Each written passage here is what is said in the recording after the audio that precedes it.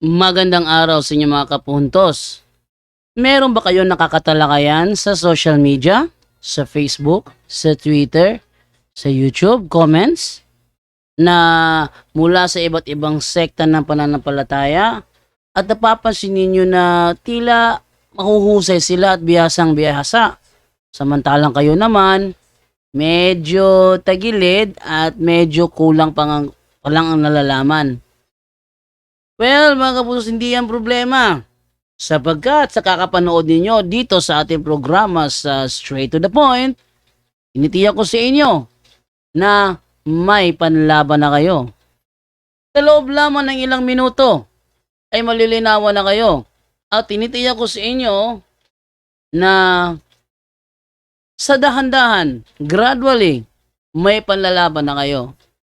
Kaya sa mga bago pa po sa aming channel, please po don't forget to hit the subscribe button, the notification bell, para maging notified kayo sa bawat video na ilalabas ko sa channel na ito. Kaya wag na po natin patagalin. Simulan na po natin.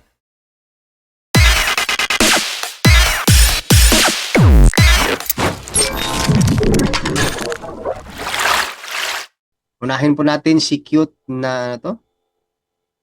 Cute ng Baguio or Catholic until the end ng Baguio. Aston mute po, kapatid. Good evening po. Good evening, bro Romel.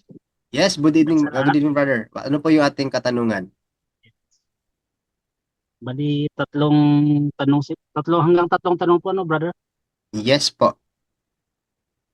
Okay, so ang una kong katanungan is ano po ba yung tawag nito? Pagkakaiba ng convalidation sa cohabitation. Okay, so isa-isay natin. No? Unang katanungan, ibigay natin ito kay Brother Angel. Ano yung pagkakaiba, Brother Angel, ng convalidation at ano yun? Cohabitation? Cohabitation po, brother. Cohabitation. Okay. Brother Angel, ano po yung pagkakaiba nun? If you want to cite in Code of Canon Law, nandito po. Meron po ako dito. Hindi po, bali yung kung pagkakaiba ng simple as ang convalidation, ibig sabihin valid na, kinon-valid na lang. Ibig sabihin valid na yun. Yun po sa marriage yun. Yung cohabitation naman, yung nakikipag-ano ka sa, iba yun, sa cohabitation is yung living in. Cohabitation ang tawag yun, yung nakikipagtali ka sa hindi kasal, iba yun. Pag sinabing convalidation, dun siya tinatawag na remarrying in the church. Halimbawa, civil ka. Pag civil ka, kapatid, yung civil marriage mo, gusto mo na maging sakramento ang kasal mo. Pag gusto mo na maging sakramento ang kasal mo, ang magiging tawag doon, convalidation na lang. Kasi valid na talaga siya. Iko-convalid na lang. So, kumbaga, i-re-valid na lang. No? Kasi, yun dun sa ano mo, valid yung kasi sa gobyerno. Kaya nga pagka lahat ng mga nakikinig ngayon, kapag po civil marriage po kayo, gusto niyo nang magpakasal sa simbahan. Actually, ang tawag na rin doon, convalidation na lang. Bakit? Valid kasi yung kasal mo sa gobyerno. Iko-convalidate na lang ng church para mas madaling maintindihan. At sa mga hindi po nakakaalam, ganito po rin 'yon. Kapag kayo kumuha ng Senomar, halimbawa for legal purposes, mag-a-abroad kayo, no? Ang mangyayari doon, magtataka kayo, ang lilitaw yung sa civil marriage nyo lang. Bakit? Yun na kasing naka-forward sa government. Ifo-forward yan sa mayor's office at ifo-forward yan diretso sa Philippine Statistics Authority. Yung convalidated marriage nyo o yung sacrament of marriage ng simbahan, hindi na po yan mag-a-appear. Kasi valid na yung kasal nyo sa gobyerno. Nag-gets nyo po? Yung yung cohabitation, yung mga nagli-live in yun, nakikipag-cohabitate ka kung kani-kaninong babae, lalaki. So, iba yon, hindi, iba yung usapan yung cohabitation naman, kapatid. Yun po, kapatid, ang pagkakaiba. Yes po. Okay, bro, nintindihan ko na po kasi nung may nag-post kasi dito, nakita ko yung sa mass wedding dito sa amin sa Baguio, tapos may nakasulat doon, tapos yung limbawa yung convalidation, married, tapos yun yung paliwanag mo bro na ano na lang para maging valid sa sakramento ng simbahan. And then Yes. cohabitation, yun yung medyo hindi ko naintindihan kaya na tinanong ko kung anong pinagkaiba. Yun po kapatid. Ganun pa po yun. So malinaw na po bro Angel. So pangalawang tanong po. Go ahead po. Yes, para kay Brother John Diata ito sa tungkol sa original sin. Hindi ba natanggal yung original sin nung napako ang ating Jesus Christ para sa atin? Okay, magandang Meron pa rin yun. Ayan, so napakagandang katanungan. Brother John Ray, ikaw yung gustong sumagot. Hindi ba natanggal yung original sin nung pagpapako ng Panginoong Jesucristo sa krus? Brother John Ray? Yes, hindi bro. Kasi ang binayaran doon ni Panginoong Jesucristo yung personal sin.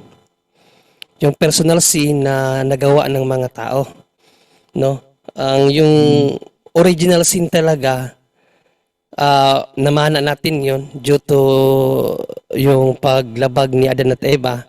So naging parang peklat yun yung original sin, parang peklat yun sa history ng humanity na hindi nawawala, andyan na palagi yung peklat.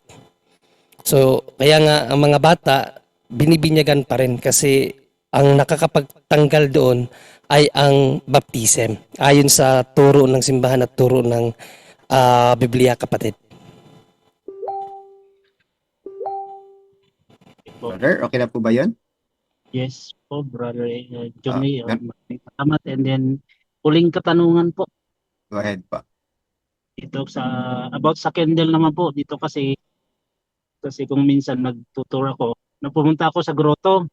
Ayun, may nakita ako doon na yung mga candles na Tapos may kulay-kulay, tapos may nakalagay na na tawag nito, label, kung anong kulay yung candle na sisindihan mo. Tapos pwede ko bang basahin to bro, yung parang kasi to parang ginawa ng may pamahina ng kwan dito Pwede ko bang basahin ito, example dito sa tanong ko na to? Sige po, para maunawaan po. Halimbawa dito sa green na candle. Kung mag-light ka daw ng green candle, if you are looking for good luck, magic, burn a green candle. Green candle are ideal for asking for abundance in all earthly things or need help in manifesting more in the realms of success, prosperity, or health. Yun yung nakalagay doon, brother. Kaya sabi ko parang narinig ko na pinalakay ni Bro Romer na dapat walang pamahin sa mga candles. Tama po ba? Okay, so napakagandang itanong yan kay Brother Romer dahil nandito rin po siya. Brother Romer, pwede mo po bang masagot yon? Okay, bro, Romel. So, ganun po sa sinabi mo na kanina, yung mga kulay ng mga kandila at saka meron talaga na naka-intention doon. For example, green sa negosyo or good luck. Klarong-klaro po na yung mga bagay na yan is attached po yan sa superstitious belief at saka sa occultismo. For example, kahit na sa mga birthstone na naka-intention po talaga sa month, tapos meron po talagang mga meaning. So lahat ng mga kulay na may mga kulay na kandila, yellow ba, pink ba, green ba, o pula ba, o violet ba, basta meron siya na mga superstitious na mga meaning na hindi po nakaayon po talaga sa turo ng simbahan, talaga po na hindi po natin yan tangkilikin. Kasi ang dami nga ngayon ng mga simbahan, even cathedral, even mga shrine, ang dami talagang nagbebenta niyan. So, wag po kayo na tumangkilik sa mga ganyan. Mas maganda po yung plain na mga candles. Tapos yung meron doon sa amin sa Negros, maganda yung sa kanila kasi kahit na recycle yung yung mga kandila na yon, kahit na nagkukulay brown na, halos nagkakakulay itim na, pero wala talagang hindi intended po talaga yung mga kandila na yon doon sa superstitious belief. Yun po tangkilikin natin. Huwag tayong tumangkilik sa mga meron talagang label na naka-intention doon sa mga meaning na yan, kung anong kulay. So ang dami ngayon na nagtitinda ng mga kandila, mas mainam yung mga plain candles. Maganda po 'yon. Tapos ipa-bless po natin doon sa pare, kahit na simple blessing lang po, ordinary blessing ng pare, napaka-importante po 'yon. Kasi ang dami din ngayon na ang gusto lang nila yung exorcism blessing. So ang pinagkakaiba lang po doon is right, tapos yung ordinary blessing, diretso lang pare na bless. As long as pare ang nagbi-bless po, automatic bless na po yon. At based sa aming experiences, kahit na ordinary blessing, grabe ang sigaw ng mga demonyo. Halos parehas po talaga ang epekto doon po sa blessing ng pare. Basta pare ng Katoliko. So yun lang po ang sagot natin, Bro Romel. Yan, magandang kasagutan po yan. Okay. Yun na po kapatid, Follow-up po, yung bro. tugon. May follow-up? Yes po, Brother Romel. Sige, bigyan natin yung Ah, follow-up. ano po kayang magandang gawin doon, bro? Kasi isa 'yon sa pinakasikat na pinapasyal tourist spot dito sa Baguio. Maraming Katoliko ang dumadalo doon, nagsisindi ng mga ganun na kandila na hindi nila alam na ganun pala yung sisindi sila ng mga candles na may halong occult o kaya pamahin. Anong magandang gawin doon, bro? Romer. Romer, ano tayo magandang gawin doon? Okay. So, sa lahat po ng mga nakatangkilik doon, kapag hindi nyo po alam, ano lang po, yung mag-penance po kayo, magdasal kayo ng rosaryo, mas maganda din po na magkumpisal. Tapos, wag na po yung mag-renounce po tayo. Nandun po sa renouncement po yan, nasa page 69 ng Handbook of Padre Sikia, yung in the name of Jesus, I renounce all occult beliefs, practices, cult, rituals, charms, amulets, superstitious belief.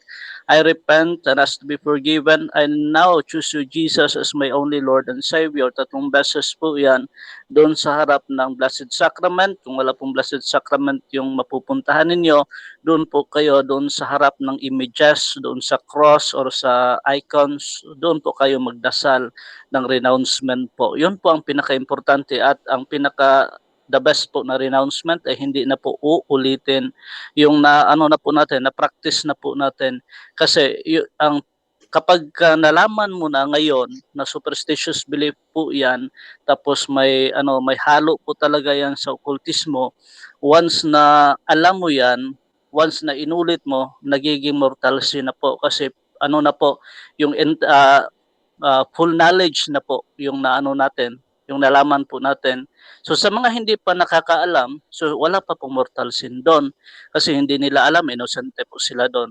Pero kapag nalaman na nila, tapos andun pa rin, patuloy pa rin sila, yun po, delikado.